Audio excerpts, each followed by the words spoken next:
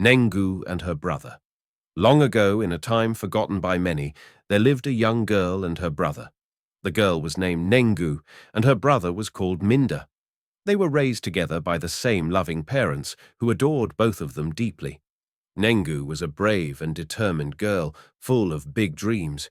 She longed to be someone important, wise, courageous, and full of rare skill. But Minda was the opposite.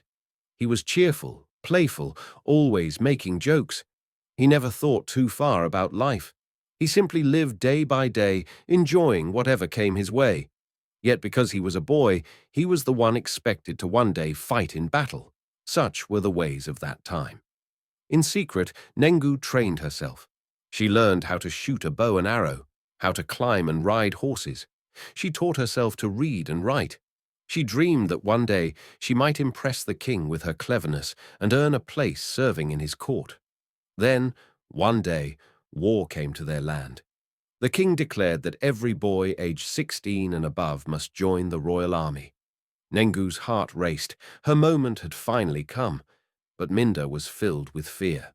The life of joy and ease he loved was about to end. War, always war, he groaned in anger. As Nengu searched for the chief recruiter to volunteer herself, Minda ran off into the forest to hide, hoping to avoid being taken by the soldiers. At last, Nengu found the army recruiter. She showed him her skills and begged to be allowed to fight. Her heart burned with desire to defend her kingdom. The recruiter listened and replied, "I hear you, brave one. Let me speak with the king." Nengu smiled, unaware that the recruiter saw not only her courage, but a woman he wanted to marry. He imagined sons trained in bravery by their fearless mother. "I have found a wife, my king," the recruiter said. "If it pleases you, I would like to marry her before I go to war." The king agreed and summoned Nengu's parents. They saw it as a great honor for their daughter to marry the king's warrior. The bride price was accepted, and Nengu was prepared for marriage. Though her heart was heavy, she married him. Her dreams faded away. On the wedding day, Minda finally appeared. The recruiter, now Nengu's husband, brought his new brother-in-law into the king's army.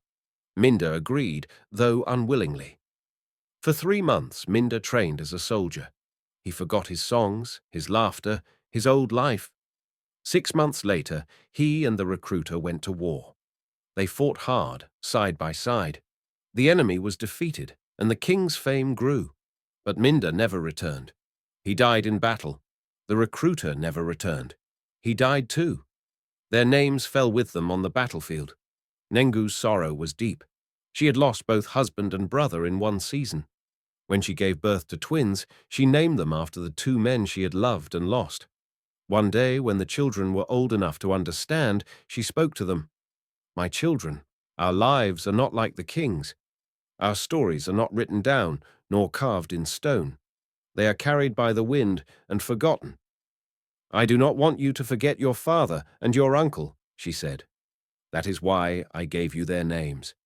Even if the king's writers forget them, even if the land forgets them, you will remember. We will remember. And your children will remember too." That once there was a girl named Nengu who had a brother called Minda. She married the chief recruiter of the king. And this is the story of their lives. We will remember it. We will remember them. And from that day on, a new tradition was born among Nengu's children.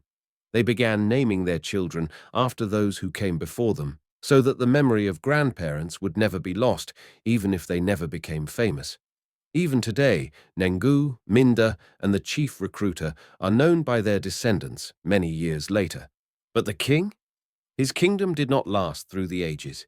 His name and his power have faded away. But not the story of Nengu and her brother.